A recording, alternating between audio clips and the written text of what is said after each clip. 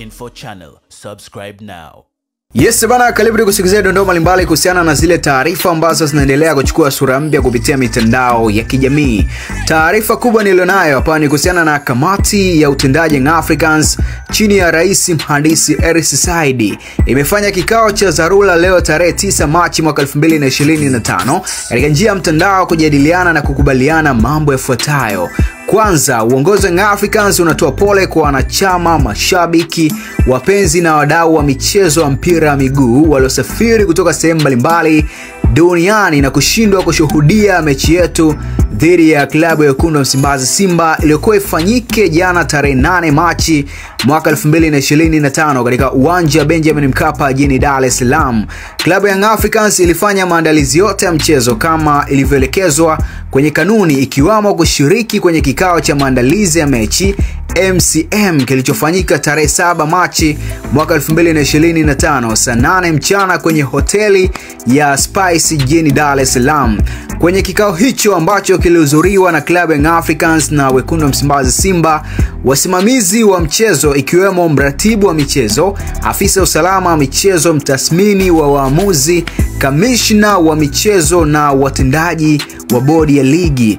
Klabu ya Wekundu wa Msimbazi Simba haikutoa taarifa ya kutaka kutumia uwanja wa Benjamin Mkapa siku moja kabla mchezo husika kwa ajili ya kufanya mazoezi kama kanuni inavyoruhusu. Katika hali ya kushangaza, usiku wa tarehe 7 Machi mwaka 2025, klabu ya Wekundu wa Msimbazi Simba iliwasili katika uwanja wa Benjamin Mkapa jijini Dar es Salaam ikiwa na magari kadhaa kwa ajili ya kufanya mazoezi, huku wakifahamu ya kuwa hawakuwa wamefuata taratibu za kupata haki yao ya kikanuni kama ilivyoainishwa kwenye taarifa ya bodi ya ligi, ikiwamo kuleta ombi hilo kwenye MCM, kuwasiliana na msimamizi wa mchezo, meneja wa uwanja wala timu mwenyeji ambayo ni Young Africans. Mamlaka ya uwanja ilikataa kuwaruhusu kuingia ndani ya uwanja kwa sababu hakukuwa na taarifa wala maandalizi yoyote yaliyofanywa kwa ajili yao. Na baada ya kuwepo kwa sintofahamu hiyo, klabu ya Wekundu wa Msimbazi Simba iliamua kuondoka uwanjani hapo.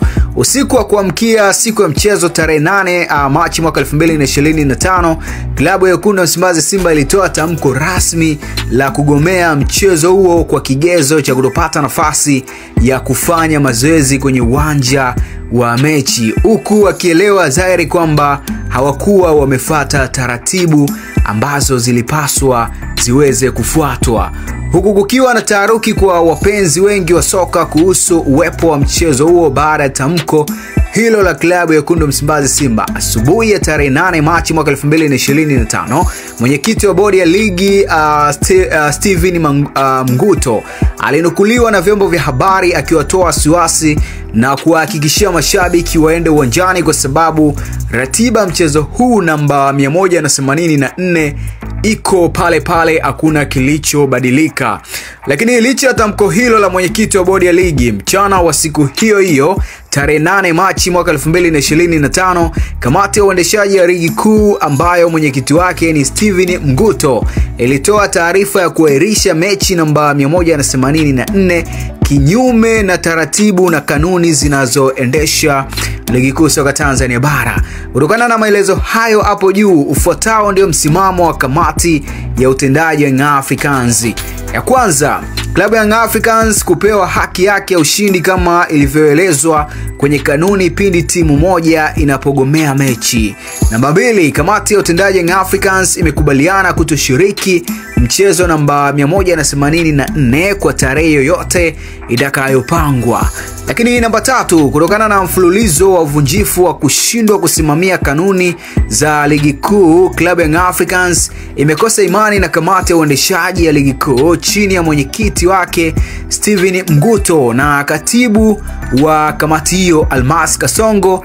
Hivyo tunaliomba shirikisho la mpira wa miguu TFF kuivunja kamati hiyo na kuteua viongozi wengine waadilifu na wenye nia njema na maslahi mapana ya mpira wetu.